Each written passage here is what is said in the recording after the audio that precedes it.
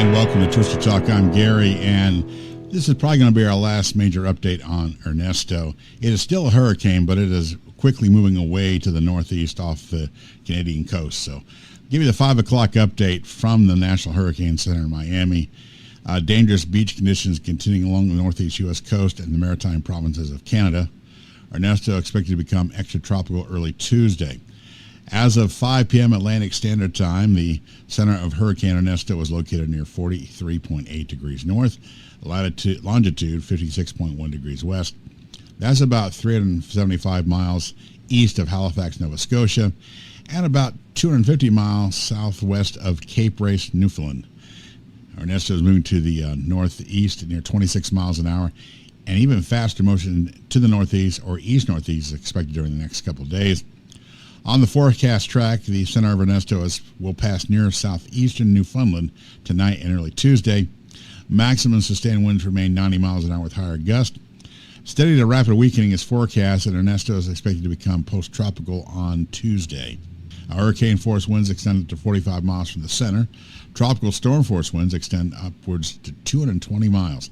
Central barometric pressure as of this reading is 28.59 inches. Swells generated by Ernesto are affecting Bermuda, the northeast coast of the United States, and the maritime provinces of Canada. Life-threatening surf and rip current conditions are likely to continue into these areas over the next day or so.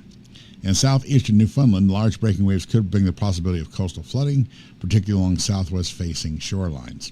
Ernesto is maintaining its intensity at high latitudes. The hurricane continues to have an eye feature, especially in the mid-levels, and thunderstorms remain the most organized north of the center.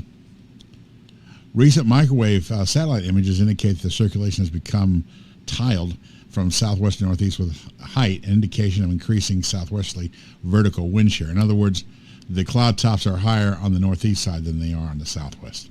That's what that means, okay? So, Ernesto has likely peaked in strength since the hurricane has now crossed the north wall of the Gulf of Mexico and is moving into an environment of increasing shear and drier air and colder water temperatures. Steady or rapid weakening is expected to begin soon.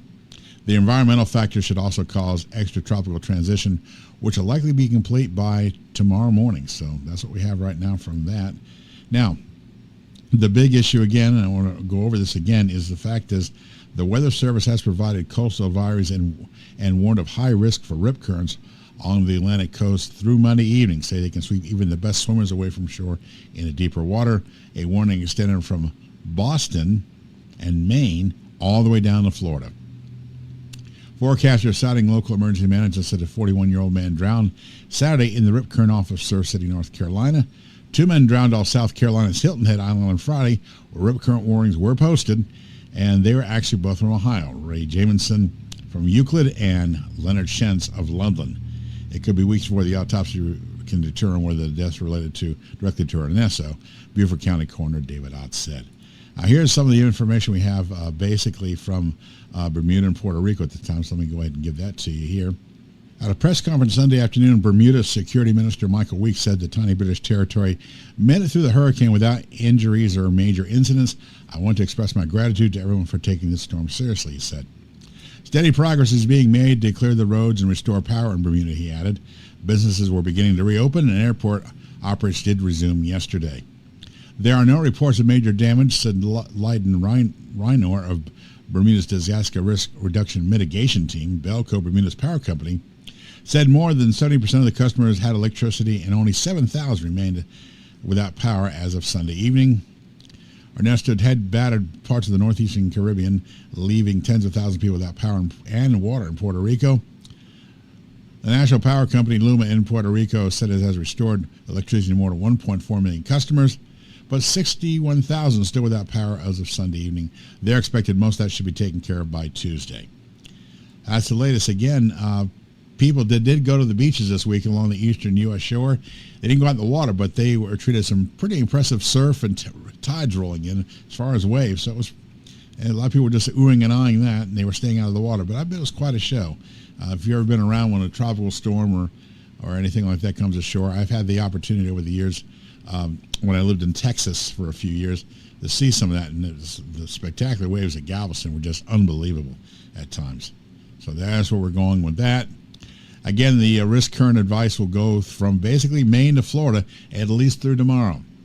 And Ernesto is slowly disappearing into the North Atlantic and will be gone as a hurricane probably sometime tomorrow morning. It will still be a tropical storm, extra tropical, but it will still have quite a punch. It will be heading directly toward England. That's where it will do landfall probably sometime Friday, and that will bring torrential rains, winds, and heavy weather to that part of Europe, and we'll see where it goes from there. All right, so let me give you another quick update on what's happening here, and we'll run down once more of the 5 p.m. updated forecast from the Hurricane Center. The center of Hurricane Ernesto is located again near latitude 43.8 degrees north, longitude 56.1 degrees west. That's about 375 miles east of Halifax, Nova Scotia, and about 250 miles southwest of Cape Race in Newfoundland. Ernesto is moving toward the northeast at 26 miles an hour. Even faster motion to the northeast or east-northeast is expected during the next couple of days. On the forecast track, the center of Ernesto will pass near southeastern Newfoundland tonight and into early Tuesday. Max winds remain near 90 miles an hour with higher gusts. Steady to rapid weakening is forecast, and Ernesto is expected to become a post-tropical cyclone early Tuesday.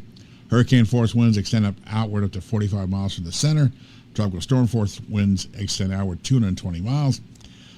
The barometer again 28.59 inches. So basically Ernesto will be history probably tomorrow, but it will be a pretty potent low pressure system when it has landfall again or comes ashore with a frontal boundary of Friday or Thursday or Friday into southern Western England and Ireland, so Scotland. We'll see what happens there, but that's what we have from Ernesto. We're very thankful. Not a lot of sad deaths to rip currents, but the death toll sometimes is a lot higher in these kind of storms, and thank goodness that was not the case. People obeyed the warnings and took shelter. Well, that's our last shout out at Ernesto. We take in with more regular weather stuff as the week rolls on. For Twister Talk, I'm Gary. Thanks for joining us. You have a good evening.